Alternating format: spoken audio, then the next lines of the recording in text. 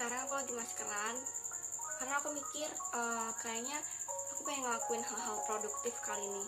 Jadi aku nyempetin diri buat bikin vlog aja. Aku pikir aku udah lama gak bikin vlog YouTube. Kayaknya dari kemarin juga aku janji pengen bikin tentang insecure, tapi belum sempet begitu. Jadi sekarang aku pengen ngebahas salah satu vlog yang lain dulu aja, insecure. Nanti aku uploadnya setelah vlog ini. Oh iya, aku sekarang pengen cerita tentang keajaiban-keajaiban yang telah aku alamin selama ini, selama aku ngamalin sholawat, selama aku ngamalin berzikir sama Allah, dan aku lebih banyak mengingat Allah apa aja yang udah aku dapetin. Selama aku berzikir sama Allah, sholawatan sama Allah, dan aku mencoba percaya sama semua keajaiban-keajaiban Allah, aku banyak banget mendapatkan apa yang aku mau gitu. Kayak dari hal-hal kecil, misalnya waktu itu kan aku pernah mikir di dalam hati, padahal aku belum ngomong, aku cuma bilang aku pengen deh punya kemeja warna putih. Terus tiba-tiba nenek aku pas aku pulang dari jalan, aku kan waktu itu lagi di rumah nenek aku lagi jalan gitu kan sama saudaraku. Terus tiba-tiba pas aku pulang dari rumah nenek dari jalan itu dan aku balik ke rumah nenek aku, tiba-tiba nenek aku tuh ngasih aku jaket gitu, jaketnya warna putih. Kayak masya Allah cantik banget jaketnya, ini kayak keajaiban banget dari Allah. Mungkin karena aku sering sekarang ini walaupun masih belum konsisten, aku biasanya sholawatan itu kan 10.000 kali, tapi kadang-kadang cuma 5.000 kali. Aku tuh pengen banget konsisten gitu, bisa lebih dari 10.000 kali, tapi kayak belum bisa gitu. Kadang-kadang emang bisa sampai 20.000 kali, tapi itu masih jarang-jarang banget kan. Nah, mungkin aku mikir dari situ kali aku dapat keajaiban dan banyak hal lagi yang menakjubkan setelah aku mengenal sholawat gitu. Terus selain itu, waktu aku bulan November kemarin, sekitar bulan Juli sampai September, aku kan bilang sama sahabat cowok aku namanya Reza kan. Terus aku bilang kayak gini, Za, ayo dong ke Bandung, katanya lu pengen ngajak gue ke Bandung, gue kangen sama Bandung. Aku bilang kayak gitu kan ke dia. Terus kata dia, tapi gue belum ngampus tahun-tahun ini, kampusnya masih online, nanti aja ya kalau misalnya gue udah offline kampusnya, nanti gue ajak ke Bandung, gue ajak muter-muter. Nanti kita juga lihat-lihat tempat-tempat syuting film My Heart deh, gue kan suka banget tuh sama film My Heart. Jadi kayak gitu, My Heart series kecil yang dimain sama Yuki Kato. Terus dari situ aku pernah bilang kayak gini ke teman aku itu, ke Reza. Aku bilang, tapi gue kangen Bandungnya sekarang, gue maunya sekarang, pokoknya gue pengen ke Bandung. Ayo dong Za, bulan depan ya, kalau enggak bulan Oktober, November gitu, atau enggak Desember deh, kita ke Bandung ya, gue bilang kayak gitu kan. Terus dari situ kata dia, Januari aja deh, kata dia kan kayak gitu. Terus akhirnya pas setelah seminggu, aku bilang lagi kan kalau aku masih pengen ke Bandung, aku masih pengen banget ke Bandung. Itu kejadiannya tahun 2020 kemarin, baru banget. Terus aku bilang, enggak, gue yakin pasti antara Oktober atau November gue pasti bisa ke Bandung. Gue bisa buktiin, gue pasti bisa ke Bandung. Gue yakin banget gue bisa ke Bandung bulan November selamat-selamatnya, kalau nggak Desember. Aku bilang kayak gitu. Terus aku bilang, karena gue kangen banget sama Bandung, gue pengen ke Bandung. Pokoknya gue pengen ke Bandung, entah itu sama keluarga, entah sama temen, entah sama lo, entah sama cowok gue. Aku bilang kayak gitu.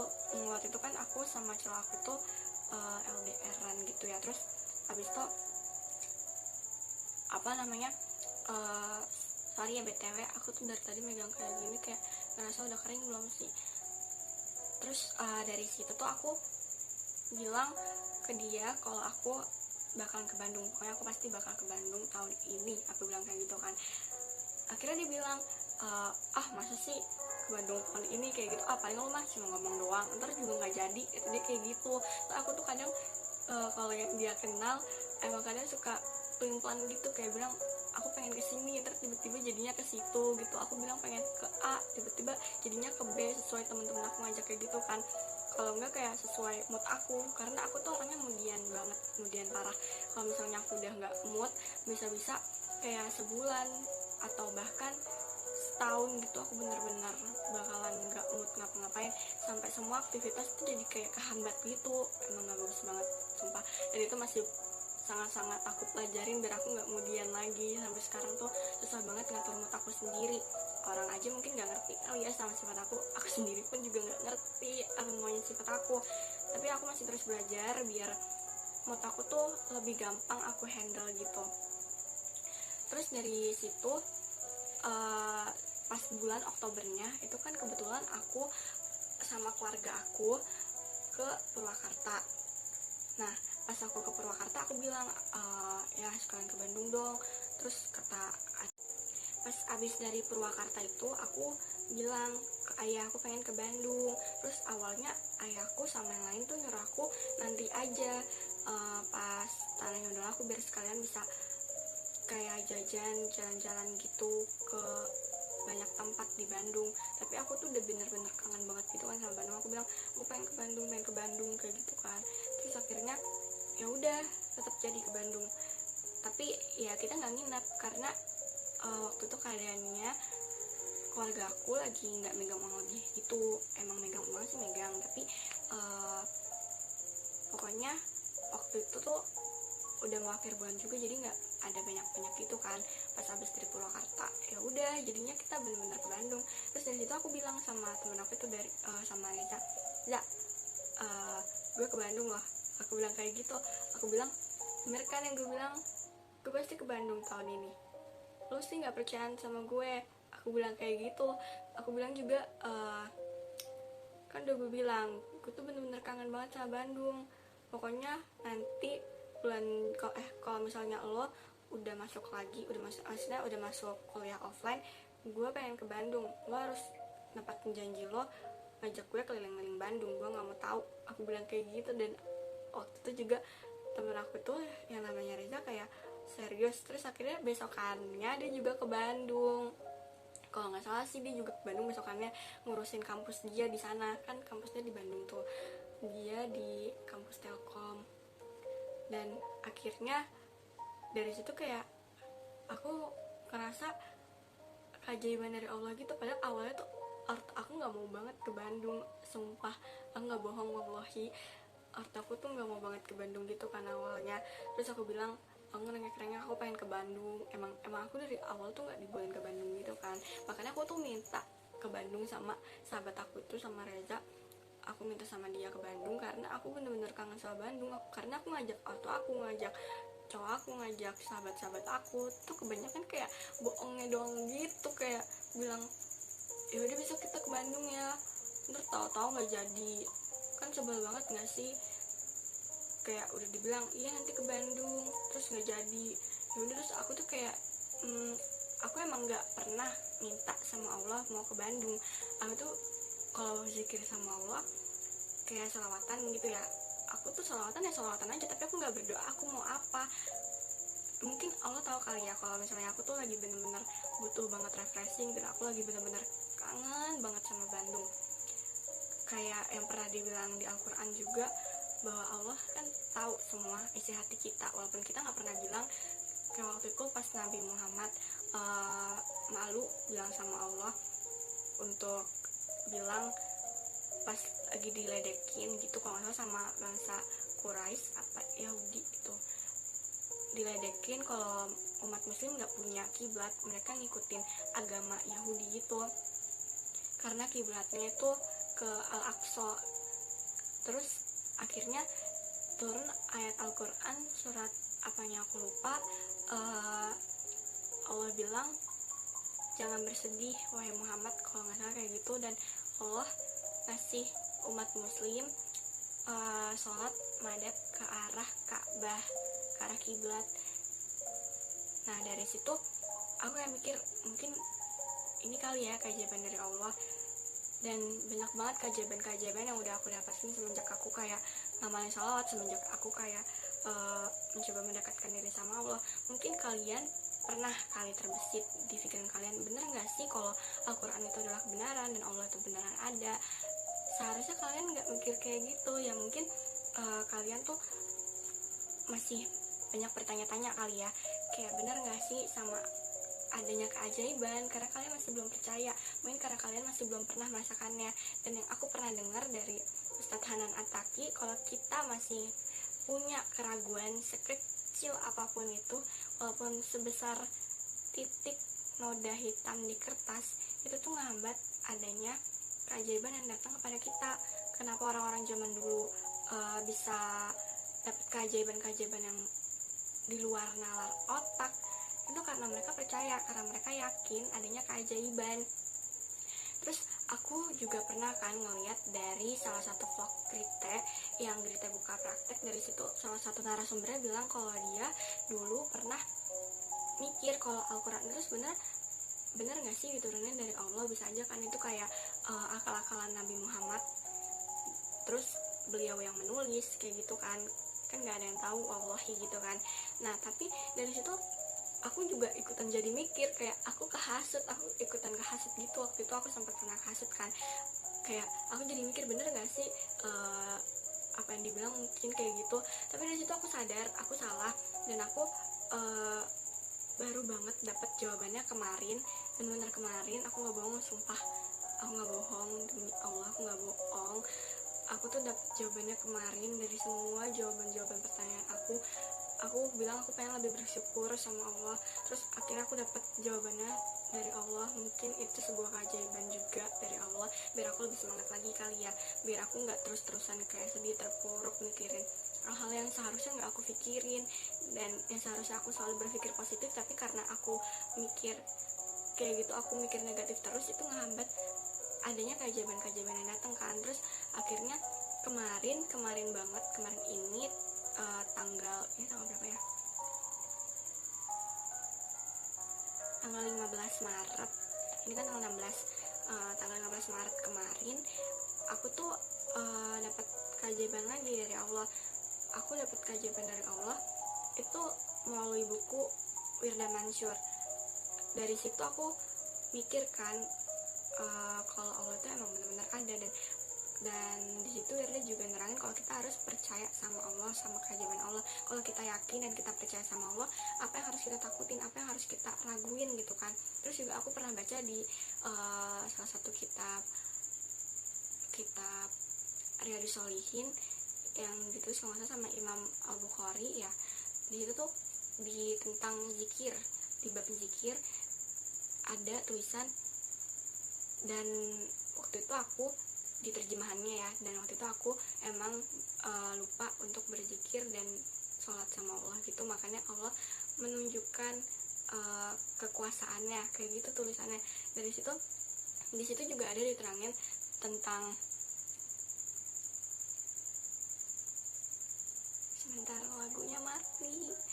Di situ juga ada diterangin tentang kalau misalnya kita, astagfirullahaladzim,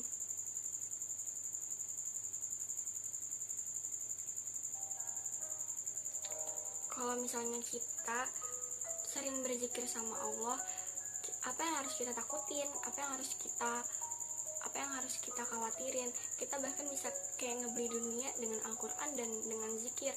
Kalau kita selalu berzikir sama Allah, nggak ada yang perlu takutin gitu, nggak ada yang perlu takutin sama dunia, karena dari zikir itu kita sebenarnya bisa ngebeli dunia.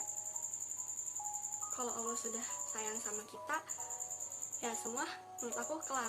Jadi apa yang kita mau, apa yang kita inginkan pasti dikasih sama Allah.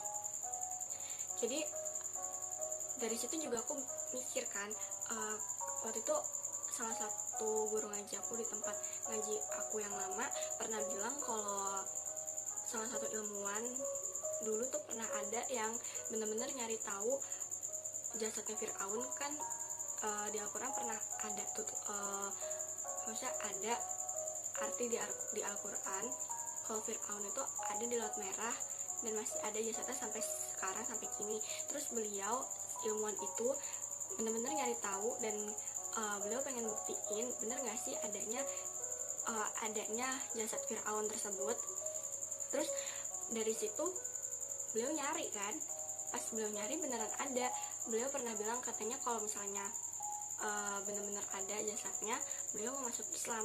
Terus beneran ada dan beliau masuk Islam. Dari situ juga aku mikir, kalau emang Al-Quran gak bener ada, ini bukan hanya untuk aku ya, tapi untuk kalian semua yang ragu sama keajaiban Allah. Aku gak bilang kalian ragu dengan adanya Allah, mungkin kalian bisa berpikir seperti itu, tapi kalian harus yakin di hati kalian harus percaya bahwa Allah itu benar-benar ada di dekat kita, bahwa Allah itu benar-benar bisa melihat kita, dan Allah ngabulin semua doa-doa kita. Pokoknya kalian harus percaya. Mungkin dari kata-kataku ini sekarang akan membuat kalian merasa lebih tenang, dan aku harap begitu. Dan aku harap aku bisa ubah pola pikir kalian dan mindset kalian yang selama ini kalian selalu berburuk sangka dan netting sama Allah. Aku harap dari semua ucapan dan kata-kata aku bisa mengubah pola pikir kalian agar lebih berpikir positif dan membuat kalian lebih merasa tenang, serta meningkatkan rasa syukur dan meningkatkan ibadah kalian. Nah, oke. Kita lanjut. Dari situ aku jadi mikir, kalau ya kan emang ada tuh di Al-Quran ditulis kalau jasad Fir'aun masih ada di Laut Merah dan dicari sama salah satu ilmuwan itu, dan ilmuwan itu tuh baru nyari tahun 1800-an kalau nggak salah. Waktu tahun 1800-an ditemuin, dan jasadnya ada kok di Museum Mesir. Kalau kalian nggak percaya, kalian bisa cek di YouTube, di akun channel YouTube, aku lupa namanya siapa, pokoknya cari aja namanya jasad Fir'aun di Museum Mesir gitu, ketiknya gitu. Terus kalian lihat pasti ada salah satu vlogger dari Indonesia yang memperlihatkan jasad Fir'aun. Kalau jasad Fir'aun itu ada, benar-benar ada semua. Terus dari situ juga aku kayak berpikir, kalau emang Al-Quran itu bukan sebuah kebenaran, ini buat kalian ya, bukan buat aku yang sekarang. Karena kalau sekarang aku benar-benar percaya, aku udah benar-benar yakin, dan aku udah benar-benar membuktikan sendiri keajaiban-keajaiban dari Allah SWT. Ini buat kalian, bahwa bila memang Al-Quran bukanlah sebuah kebenaran, pasti Nabi Muhammad gak akan pernah tahu jasad Fir'aun ada di dalam Laut Merah. Karena diterangin, aku baca di sebuah berita bahwa jasad Fir'aun berada di dalam kedalaman air laut yang sangat dalam, yaitu 2.500 meter dalamnya. Dari situ aku mikir, sementara ciri-ciri fisik Nabi Muhammad saja tingginya gak beda jauh sama kita. Beliau tingginya gak beda jauh sama kita. Jadi lantas dari mana beliau bisa tahu kalau misalnya bukan dari mukjizat dari Allah gitu, bukan karena Allah yang memberitahu kan. Kalau misalkan emang benar-benar gak nyata, ya harusnya dari situ kalian bisa berpikir dong, kayak kebenaran-kebenaran ya.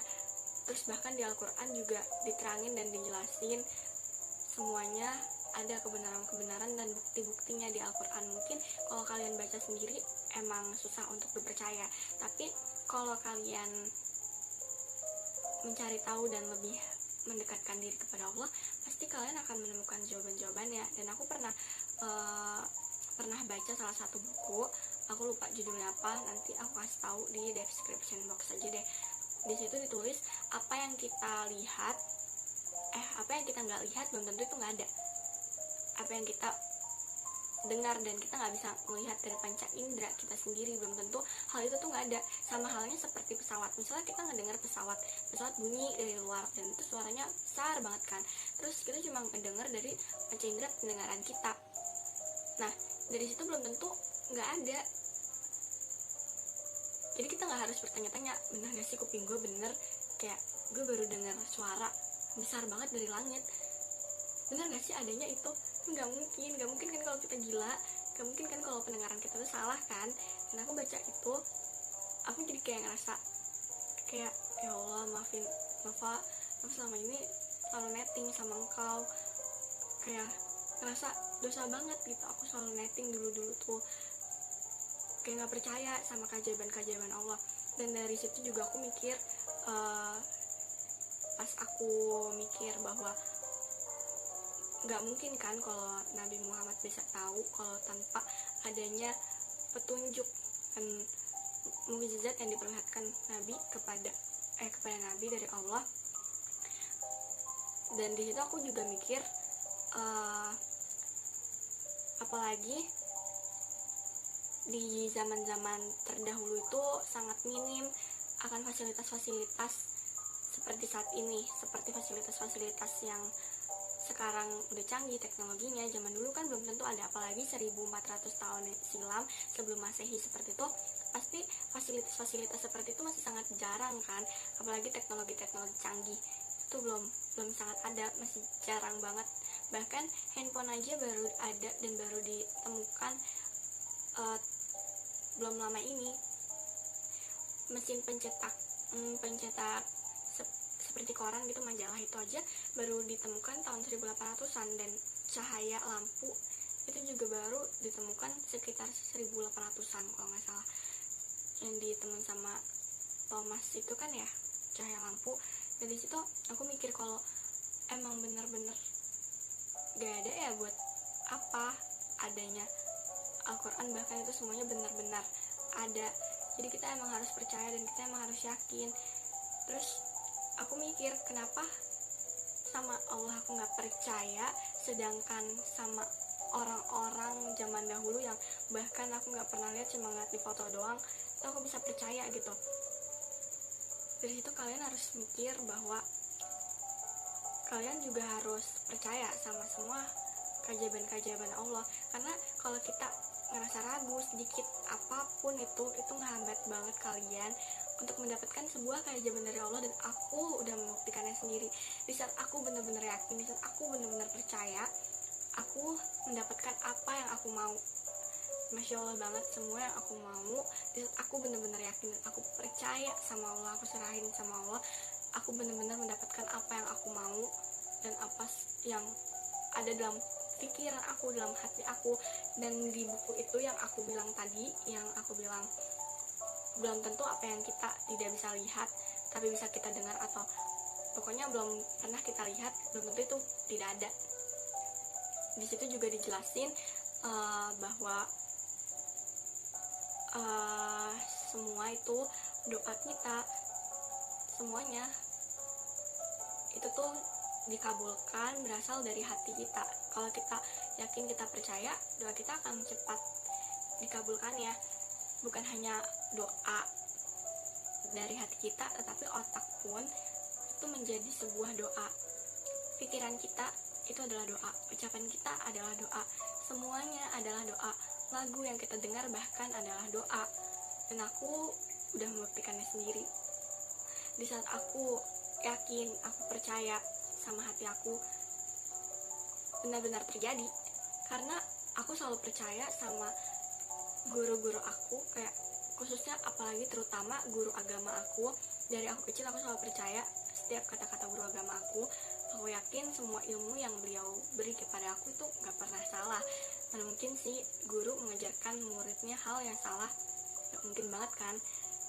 Guru aku di SD pernah bilang, katanya, kata beliau, kalau kalian ragu, kalian pesimis, kayak takut atau apapun itu, dan kalian bimbang, pilihlah hati kalian, karena hati tidak pernah salah dan hati selalu berkata jujur. Dari situ aku mikir, setelah aku baca buku itu, aku mikir, iya ya benar kata guru aku dulu. Walaupun aku selalu emang aku terapin, aku selalu mencoba ngikutin isi hati aku, dan aku baru mulai paham dan aku baru mulai mengerti ya sekarang kenapa guru aku itu bisa bilang seperti itu. Karena ternyata hati adalah yang selalu berkata jujur, dan Allah mengabulkan semua doa-doa kita itu apa yang ada di hati kita. Misalnya di otak kita mikir pasti terkabul kayak gitu, tapi di hati kecil kita, hati kita tuh gak yakin. Kita bilang, emang bisa ya kita kayak gini, emang bisa ya gue kayak gitu, emang bisa ya gue berhasil kayak gini. Pasti Allah akan mengabulkan apa yang ada di hati kamu, bukan yang ada di pikiran kamu. Kalau kamu mikir di pikiran kamu berhasil, tapi di hati kamu ragu, Allah bakal ngabulin apa yang ada di hati kamu. Jadi dari situ kita harus selalu yakin dan kita harus selalu berpikir positif bahwa Allah benar-benar akan mengabulkan semua doa-doa kita. Semakin kita positif, semuanya akan berdampak balik sama kita. Kita akan mendapatkan hal-hal yang positif juga, kita akan mendapatkan apa yang kita inginkan. Jadi kita harus selalu percaya sama Allah dan jangan pernah suudzon. Kalau kita yakin dan kita percaya adanya Allah dan kita percaya Allah ada di dekat kita, buat apa kita takut, buat apa kita ragu gitu kan. Jadi kita harus selalu yakin dan kita harus selalu percaya, karena semakin kita percaya sama Allah dan kita selalu berpikir positif, kita akan mendapatkannya. Mungkin susah, aku tahu mungkin itu susah banget buat kalian, apalagi kalau kalian itu kayak baru-baru banget untuk mencoba istiqomah seperti itu dan menjalaninya dengan hati yang tulus. Itu susah banget, aku tahu, karena aku awal-awal juga kayak gitu, kayak gimana sih bedainnya ucapan dari hati sama dari pikiran, apa bedanya. Aku juga sempat berpikir kayak gitu, tapi semakin lama aku mempelajarinya, aku semakin mengerti bahwa emang berbeda, hati dan pikiran beda. Kalau ego kita, yang tentang hati dan pikiran akan aku bahas next time ya, karena waktunya udah kepanjangan. Jadi next time aja, oke? Nanti aku bikin part 2-nya. Bye. See you.